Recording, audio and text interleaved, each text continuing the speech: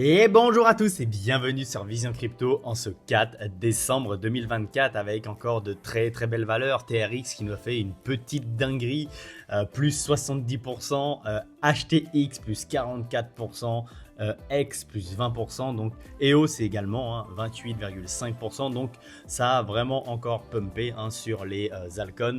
On va aller voir ça tout de suite, on va aller voir ce que nous a fait BTC hier également et on va aller voir, il y a pas mal de nouvelles également. BTC 93 milliards de volume, Ethereum 44 milliards de volume, donc il y a pas mal de volume et on va voir surtout il y a eu des liquidations. On va aller voir ce que nous a fait BTC. Donc hier BTC il nous a fait une petite chute ici, donc on est venu combler l'imbalance qui était à ce niveau là, au niveau des 93 600 et puis après on est remonté très fortement. On avait regagné également de la dominance pendant cette chute et c'est ce que je vous ai dit, il faut faire extrêmement attention à ça parce que ça peut se retourner extrêmement vite. Regardez, hier au moment de cette liquidation, regardez ici la dominance, là je suis sur la dominance, c'est BTC.D, c'est la dominance de BTC par rapport au marché et on voit que là c'était pendant la chute, regardez à quel point on a explosé ici et ça c'est ce qu'il faut faire extrêmement attention parce que si BTC récupère toute sa dominance en même temps que de chuter, mais les altcoins eux vont prendre extrêmement cher et on le voit dans un même temps. Regardez, les altcoins eux ont pris vraiment très cher, ils ont pris vraiment une grosse chute quand même, donc du coup ça c'est quelque chose auquel il va falloir faire extrêmement attention. Donc pour revenir à notre ami BTC, il nous a fait une petite mèche de liquidation, ensuite il est reparti très fortement à la hausse. Aujourd'hui il est encore stabilisé, on revient en gros dans le range ici, ce que je trouve plutôt positif. Donc vous savez, on est toujours un peu pris entre est-ce qu'on va aller chercher les 100 000 en premier ou est-ce qu'on va aller chercher les 90 000 en premier. Bon, pour le moment là on est limite en train de faire le W que j'avais mis ici pour aller chercher potentiellement les 100 000. Vous savez, je suis extrêmement partagé, je suis à 50-50 entre est-ce qu'on va aller chercher les 90 000 en premier ou est-ce qu'on va aller chercher les 100 000 en premier. Là j'ai plus de conviction, c'est soit l'un soit l'autre, je suis vraiment 50-50. Quelque chose qui est bien, c'est qu'ici on fait comme un range un peu et que là d'avoir été chasser les liquidités en dessous, possiblement on va aller taper le haut du range, donc dans les 98 000, donc 97-98 000. Donc est-ce que ensuite on va avoir une impulsion assez puissante pour aller chercher les 100 000 ici?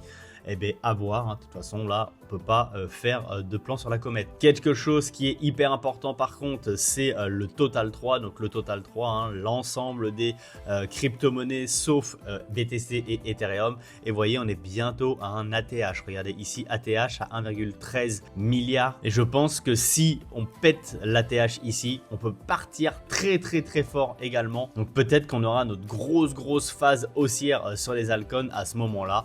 Donc, on va voir. On est vraiment pas loin. Est-ce qu'on va l'atteindre aujourd'hui ou est-ce qu'on va simplement buter dessus puis un peu ranger en dessous avant de repartir? On verra ça dans les prochaines quotidiennes. On va suivre ça de très près. Donc avec la petite mèche de liquidation que BTC nous a fait, eh bien on a été liquidé du monde. Regardez, on a liquidé 616 millions, donc ça commence quand même à taper un petit peu. On a liquidé quasiment 400 millions de long et 224 de short. Et oui, parce que les shorts se sont fait avoir également vu qu'on est remonté très rapidement.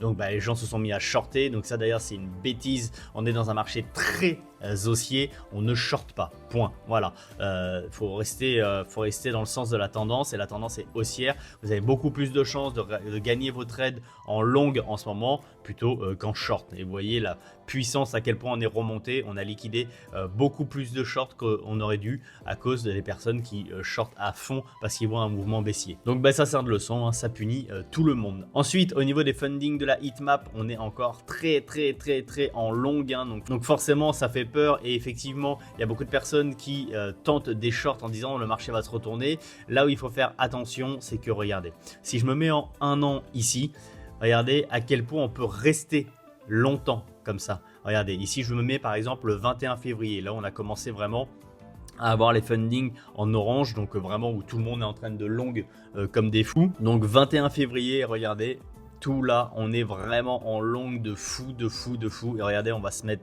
allez, on va s'arrêter ici, 17-18 mars, donc on a fait quasiment un mois où on était full en long et pourtant on est resté vraiment full long, on n'a pas eu de grosses liquidations ici.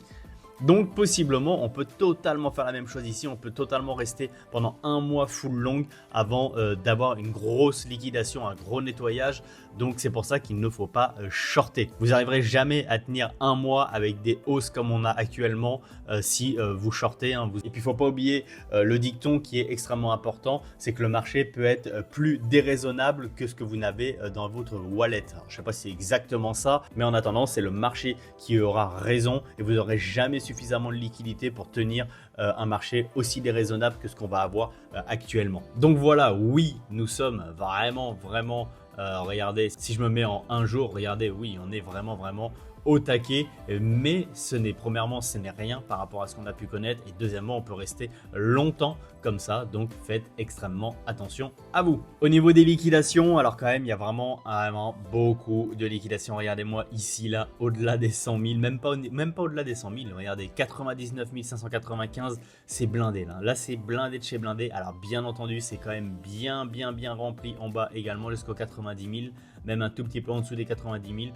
Donc voilà, là on est vraiment au milieu et on peut vraiment faire un gros mouvement. Comme je l'ai dit hier dans la quotidienne, il y a un gros mouvement qui se prépare et à un moment ou un autre, ça va péter. Hein, il suffit d'être patient, mais ça va aller soit vraiment grosse liquidation des shorts en haut, soit grosse liquidation des longues en allant en bas. Donc vraiment, faites très attention. Donc sur le groupe Telegram, hein, je monte en ce moment les petits trades que je fais et je vous montre dans mes trades que je me mets extrêmement vite à BE, donc à break-even, c'est-à-dire que dès que je suis en positif, eh bien, je vais essayer de mettre mon stop loss, donc mon ordre d'arrêt de trade, hein, directement à BE, donc à break-even, donc là où je suis rentré, pour ne pas perdre de l'argent. C'est-à-dire qu'il peut y avoir un gros mouvement de liquidation, un petit peu comme il y a eu hier, hein, justement. Hein, d'ailleurs, j'étais rentré en trade en longue et il y a eu ce gros mouvement de liquidation peut-être 5-10 minutes après. Mais vous voyez, j'étais déjà à BE, donc à break-even, donc je n'ai pas perdu d'argent. Par contre, j'ai racheté les baisses, c'est-à-dire que je suis re-rentré en trade quand on était en bas parce qu'il me semblait qu'il y avait des niveaux qui étaient intéressants et qu'on allait remonter. Et donc, du coup, j'ai fait un trade où j'ai pris quasiment 200 $. Donc ça, c'est hyper important. Il faut savoir manager ces trades correctement. Et quand on est capable de faire des grosses liquidations dans un sens ou dans l'autre, eh bien, il faut absolument se protéger.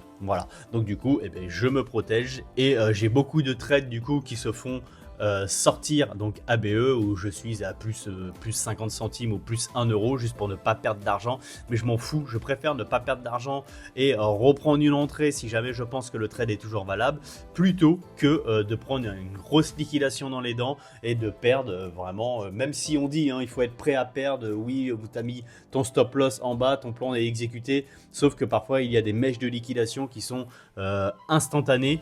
Et d'ailleurs, attendez, il y a un exemple hier, c'était sur AAV, je crois, regardez. Ça là, alors regardez celui-ci, ça c'est un exemple très concret. Ça a été une liquidation flash. C'est-à-dire que ça a duré une seconde. Ça a fait boum, boum. Voilà. Ça, c'était juste, ça a liquidé les gens. Et donc, les personnes qui avaient mis, par exemple, on va faire un exemple. Ça, c'est important parce que, admettons, vous rentrez ici. Vous allez chercher une target. Et vous avez mis un stop loss, on va faire comme c'était à peu près raisonnable, de 1 pour 2. Hein, voilà. Vous avez mis votre stop loss comme ça. Donc là, vous êtes en profit, c'est parfait. Et boum, la liquidation. Là, vous vous faites sortir de votre trade en perte. D'accord.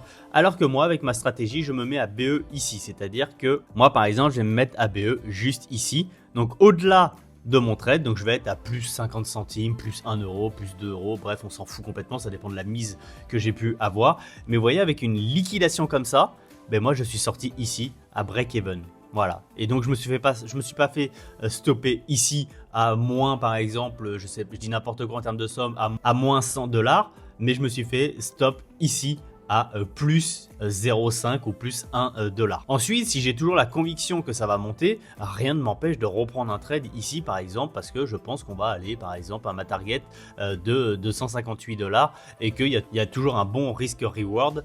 Donc possiblement je peux re-rentrer, rien ne m'empêche de re-rentrer dans le trade si je pense qu'on est toujours dans des bonnes possibilités. Mais ça hier, hein, ça c'est une seconde, hein. Ça c'est vraiment une seconde, cette mèche là. Attendez, ça je le sors, voilà. Cette mèche là, c'est vraiment une seconde, ça a fait boum, boum. Vraiment, c'est une seconde. Et là, pourtant, vous vous faites quand même sortir de votre trade. Donc voilà, faites extrêmement attention à ça. Je me mets tout le temps ABE, comme ça au moins, je suis sûr de ne pas perdre de l'argent. Et même si le marché se retourne très très fortement, eh bien, je ne suis pas impacté. Et je pense que c'est peut-être pas la meilleure des méthodes, c'est peut-être pas une bonne stratégie, je sais pas. L'essentiel, c'est que moi, je préfère me protéger et au moins, je n'ai pas de perte. Allez, ça c'est dit, on peut avancer et maintenant, on va aller voir un petit peu les nouvelles. Donc ça est extrêmement important. Ce n'est pas le moment de perdre de l'argent. Donc une fois encore, un de nos crypto bros est tombé dans le champ de la négligence. Donc regardez ce qui met le message. Je me suis fait avoir. On m'a demandé d'activer Ledger Recover par téléphone en m'envoyant un lien officiel Ledger. On m'a pris tous mes fonds sur ma Ledger. On le répétera jamais assez et il le dit extrêmement bien ici. Personne ne vous contactera jamais pour vous demander quoi que ce soit vis-à-vis de votre Ledger ou crypto-monnaie. Jamais, jamais, jamais. D'accord? C'est hyper important. Personne ne vous demandera votre site phrase, même si un jour vous avez affaire à, je sais pas, vous devez appeler un Ledger parce qu'il y a un problème sur votre Ledger ou quoi que ce soit. Jamais vous ne communiquez votre site phrase. Jamais. Jamais. Vous ne savez pas qui est en face et même si c'est un employé, un collaborateur de Ledger, suffit que ce soit un employé qui soit un peu malveillant ou quoi que ce soit. Donc jamais, jamais vous ne donnez votre site phrase ni quoi que ce soit, un accès. Rien. Jamais. Personne n'a à vous demander ça. C'est comme si vous donniez la clé du coffre-fort que vous avez chez vous par exemple. C'est comme si un inconnu arrive chez vous et vous lui donnez la clé du coffre-fort et vous lui montrez le coffre-fort. Ben, forcément, il va se servir. Donc non, jamais, jamais, jamais. D'accord? Hyper important parce que là, maintenant, c'est pas le moment de perdre son capital. Donc on le répétera jamais assez. Et c'est toujours des histoires qui sont extrêmement tristes parce que ben, y a des personnes qui ont mis toutes leurs économies, il y a des personnes qui croyaient vraiment qu'ils pouvaient sortir vraiment de beaux profits et de tout perdre comme ça. Voilà, ça me fait vraiment de la peine pour eux. Bref, voilà. En tout cas, faites extrêmement attention à la communauté. Je ne veux pas que vous perdiez vos crypto-monnaies aussi bêtement et tristement. Allez, on avance donc pour les bonnes nouvelles. Donc, Virgin Voyage devient la première compagnie de croisière à accepter le Bitcoin comme moyen de paiement. Donc, on continue dans l'ascension des acceptations de BTC en termes de paiement. Donc, encore une fois, c'est extrêmement bullish. Et on voit bien que le Bitcoin se démocratise à tous les niveaux. Donc, super nouvelle encore une fois. On continue, donc Donald Trump aurait demandé la nomination de Paul Atkins à la tête de la SEC. Donc ça, c'est une très bonne nouvelle. Pourquoi? Parce que il est extrêmement pro-crypto. Donc on le voit ici. Atkins a été commissaire de la SEC sous la présidence de George W. Bush et véritablement pro-crypto. Donc ça, c'est vraiment top. Donc apparemment, par contre, j'ai vu une autre nouvelle comme quoi il serait réticent pour le moment à accepter ce poste. Donc bon, bah, on verra ça dans les prochains jours. Et quelque chose d'extrêmement positif également, c'est que Trump tient une promesse qu'il a faite à la communauté crypto pendant sa campagne. Et pour le moment, j'ai envie de dire, Trump tient toutes ses promesses au niveau de la crypto. Donc, on n'a trop rien à dire. On va voir une fois que son investiture sera faite, si jamais il continue à tenir toutes ses promesses. Mais pour le moment, bah, c'est plutôt très favorable pour nous. Donc, très bonne nouvelle pour la cryptosphère. On avance, donc Grayscale dépose une demande d'ETF Solana Spot. Donc ça, est-ce que ça va faire pump très fortement le Solana? De toute façon, on le sait bien qu'il va y avoir des ETF Solana. Il y a très fortes chances que ce soit accepté. Donc, bah, possiblement, très bonne nouvelle pour Solana. Donc, pour les personnes qui sont encore exposées à Solana, je suis personnellement, possiblement, il y aura peut-être un gros pump dû à la nouvelle si c'est accepté. Allez, on avance hier avec pourquoi il y a eu un crash. Donc, les crypto-monnaies connaissent actuellement un crash majeur de 20 à 40% sur les exchanges sud-coréens. Attention, parce que il y en a plein qui disent oh ben nous on n'a rien vu du tout. Oui, on n'a rien vu, c'est sur les exchanges sud-coréens, c'est marqué. Suite à l'instauration de la loi martiale par le président du pays. Donc la loi martiale, ça fait quoi? Ça fait simplement que le président a quasiment l'intégralité des pouvoirs. Point. C'est-à-dire qu'il prend les décisions et c'est tout. Voilà, donc on n'est plus trop en démocratie, on est plutôt dans une royauté ou une dictature. Donc à voir comment ça se passe, mais donc voilà pourquoi il y a eu un gros crash et effectivement il y a eu une grosse bougie de liquidation. Et il y a même des traders qui ont réussi à racheter du BTC à 80 000 dollars avec la grosse chute qu'il y a eu. Et donc voilà. Donc à voir comment ça se passe. Ça peut être un Black Swan, oui, on va voir. Il faut pas FOMO non plus. Donc on verra ça dans les quotidiennes. D'ailleurs, si vous n'êtes pas encore abonné, cliquez sur le bouton abonné pour rejoindre la chaîne parce que je sais que vous êtes très nombreux à regarder mes vidéos et à ne pas être abonné. Premièrement, ça donne énormément de force à la chaîne et deuxièmement, ça récompense mon travail et ça me fait extrêmement plaisir. Donc n'hésitez pas à cliquer sur le bouton abonné.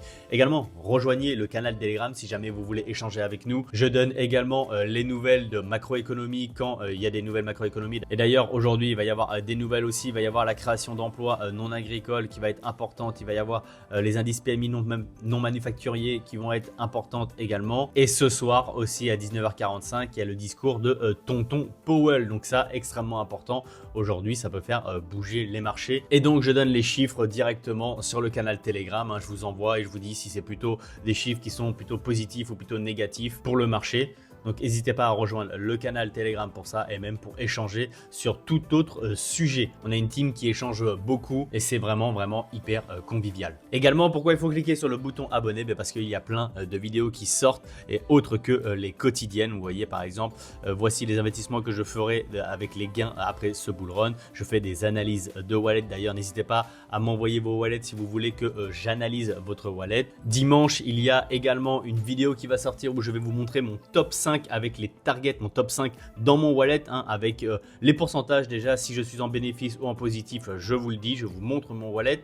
Et deuxièmement, je vous montre les targets auxquels je vais vendre mes 5 plus grosses crypto-monnaies. Donc n'hésitez pas à cliquer sur le bouton abonné pour ne pas la louper, elle sortira dimanche à midi. Voilà, c'était tout pour cette quotidienne, j'espère qu'elle vous a plu. Je vous souhaite une excellente journée et surtout, restez curieux.